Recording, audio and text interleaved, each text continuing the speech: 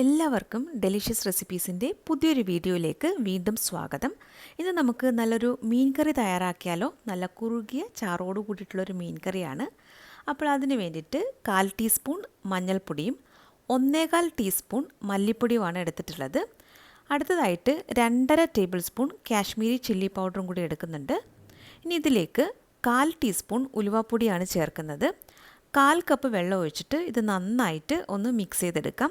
അപ്പോൾ നിങ്ങളുടെ എരിവിനനുസരിച്ചിട്ട് മുളക് പൊടിയുടെ അളവിൽ മാറ്റം വരുത്താം. ഇനി ഇത് നല്ലതുപോലെ മിക്സ് ചെയ്തെടുത്തിട്ടുണ്ട്. ഇനി ഇത് നമുക്ക് മാറ്റി വയ്ക്കാം. ഞാൻ ഈ കറി തയ്യാറാക്കുന്നത് മൺചട്ടിയിലാണ്. അപ്പോൾ ഇതേ മൺചട്ടിയിൽ കുറച്ച് വെളിച്ചെണ്ണ ഒഴിച്ചിട്ട് അത് നന്നായിട്ടൊന്ന് ചൂടായി വന്നപ്പോൾ 1/2 ടീസ്പൂൺ കടുകാണ് ചേർത്തിട്ടുള്ളത്. കടുക് ഇപ്പോൾ നന്നായിട്ട് പൊട്ടി വരുന്നുണ്ട്. ഞാനിവിടെ കുറച്ച് സവാളയും ഇഞ്ചിയും വെളുത്തുള്ളിയും ചതച്ചതും പച്ചമുളകും കറിവേപ്പിലയൊക്കെ എടുത്ത് വെച്ചിട്ടുണ്ട്. അപ്പോൾ ആദ്യം നമുക്ക് ഈ സവാള ചേർക്കാം. ഒരു മീഡിയം വലുപ്പത്തിലുള്ള സവാളയുടെ പകുതിയാണ് ചേർത്തിട്ടുള്ളത്. ഇനി ഇതൊന്ന് വഴറ്റിയെടുക്കാം. സവാള ചെറുതായിട്ടൊന്ന് വഴന്ന് വരുമ്പോൾ തന്നെ ഈ 2 പച്ചമുളക് കീറിയതും കുറച്ച് കറിവേപ്പിലയും 1 ടേബിൾ സ്പൂൺ ഇഞ്ചിയും വെളുത്തുള്ളിയും ചതച്ചതുമാണ് ചേർത്തിട്ടുള്ളത്. ഇതെല്ലാം നന്നായിട്ടൊന്ന് വഴന്ന് കഴിയുമ്പോൾ നമുക്ക് നേരത്തെ റെഡിയാക്കി വെച്ചിട്ടുള്ള അരപ്പാണ് ചേർക്കേണ്ടത്. ഇതുപോലെ പൊടികളൊക്കെ കുറച്ച് വെള്ളത്തിൽ ഇങ്ങനെ കുതിർത്ത് വെച്ച് കഴിഞ്ഞാൽ നല്ല കുറുകിയ ചാറോട് കൂടിയിട്ടുള്ള മീൻ കറി തയ്യാറാക്കാൻ പറ്റും. അപ്പോൾ ഞാനിത് ചെറിയ തീയിൽ വെച്ചിട്ട് ഒന്ന് ഇളക്കി കൊടുക്കുകയാണ്. അപ്പോൾ ഈ രീതിയിൽ നിങ്ങൾ മീൻ കറി ഒന്ന് തയ്യാറാക്കി നോക്കിയിട്ട് ഫീഡ്ബാക്ക് തരാൻ മറക്കരുതേ.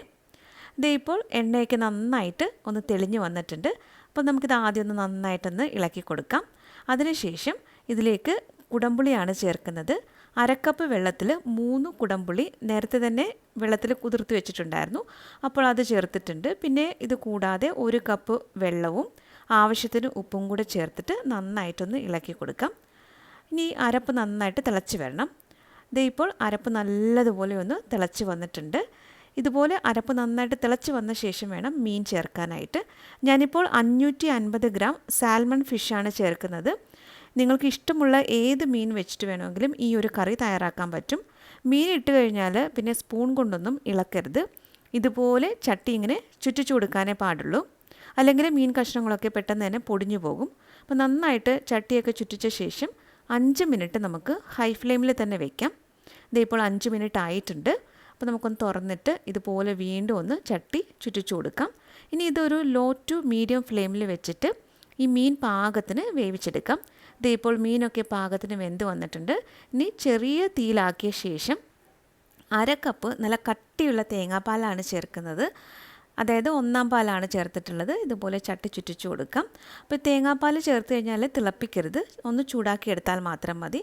കുറച്ച് കറിവേപ്പിലയും കൂടെ ചേർത്ത് കഴിഞ്ഞാൽ നമ്മുടെ കറി ഇവിടെ റെഡിയാകും. ഇതുപോലെ മറ്റൊരു നല്ല റെസിപ്പിയുമായിട്ട് വീണ്ടും വരാം. താങ്ക്